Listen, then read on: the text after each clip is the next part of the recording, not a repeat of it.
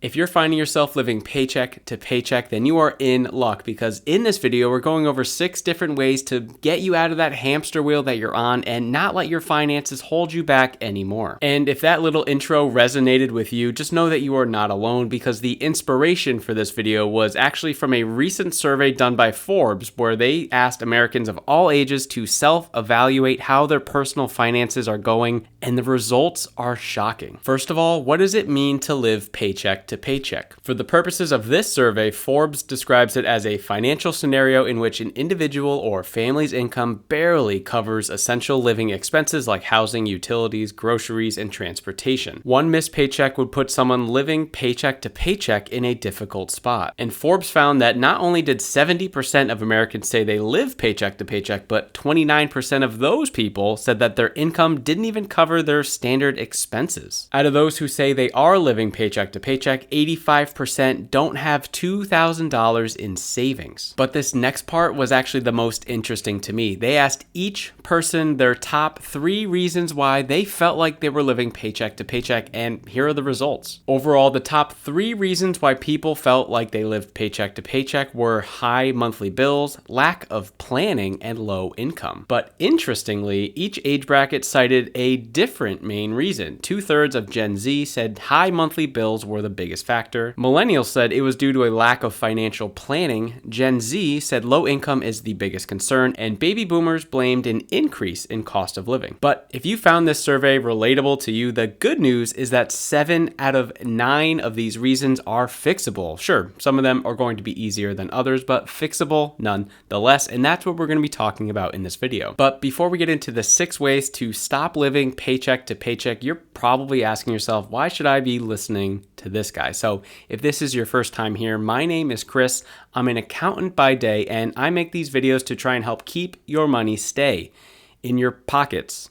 I'm still workshopping the catchphrase. Let's jump into the first actionable step that you can take to get out of your paycheck to paycheck struggle. And it's actually the first step I would recommend for anything that you want to do in your personal finances, and that is to create a budget. This is literally the foundation of your personal finances. So if you want to go from confusion to confidence, you have to know what money's coming in, what money's going out, and most importantly, how that money is being spent. If your personal finances have been a challenge for you, it's likely because you have built your foundation with sticks and duct tape and wonder why the house keeps falling over. To make life easier for you, I've created a budget template for free. So if you've never created a budget before or just want to start being more consistent with the process, make sure to check out the link in the description for your free budget template. Once you've built your budget, you should now have more information at your disposal. You'll know how much you're making or losing every month and how much money you're spending on every single expense category. Consistently doing this month over month is going to give you even more information to help make better decisions with. So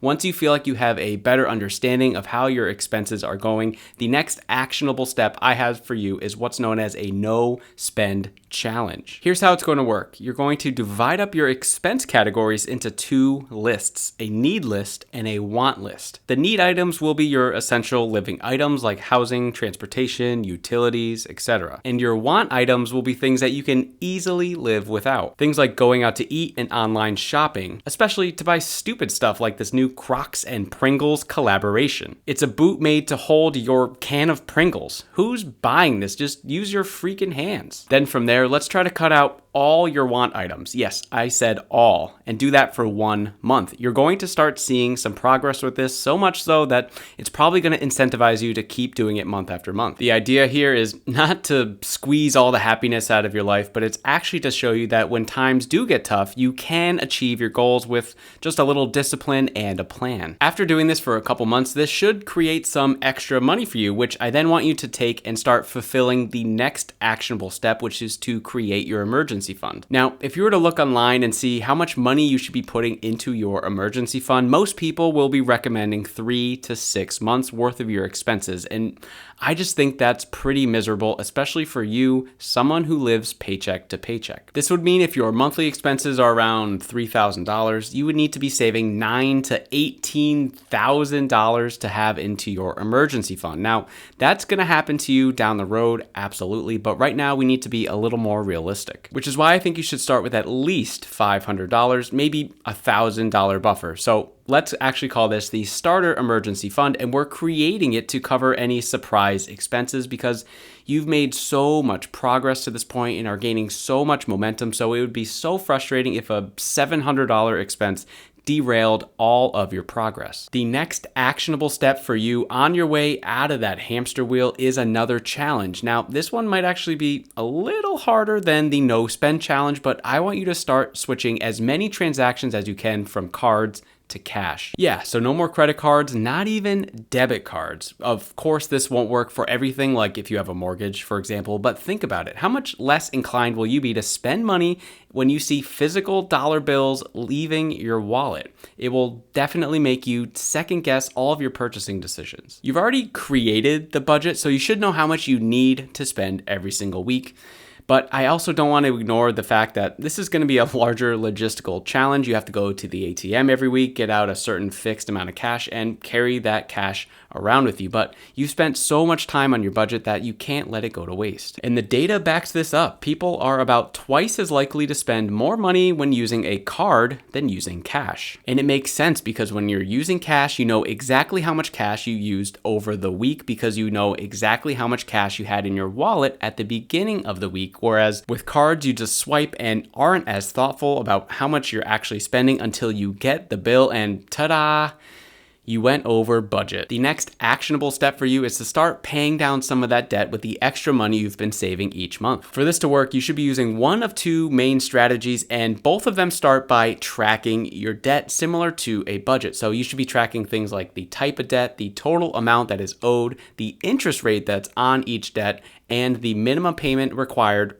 for each month for each debt. Now, I've already simplified this process for you. I have a free debt calculator down in the description, so make sure to go check out that link. It gives you things like the strategies available to you and the estimated date when you become debt free, which is really exciting. So make sure to go check it out. But if you want to track it for yourself, I totally get it. So here are the two main strategies. The first being debt snowball method. And with this, you're going to be paying off your debt in order of smallest balance all the way down to largest balance. You'll pay the minimum payment on all your other debt and put as much money as you can into the smallest loan amount that you currently owe. The snowball really comes into play after you pay off your first loan because what's going to be happening is all the money you had allocated towards that smallest loan amount is going to be shifted into the second smallest loan amount, and the momentum just continues to build and build and build until you've paid off all your debt. The benefit for this method is you'll get a nice psychological boost paying off those smaller debts quicker in the beginning, which is slightly different to the next main strategy I would recommend, which is the debt avalanche method. With this, you're going to want to pay off your debt in order of highest interest rate first, all the way down to lowest interest rate.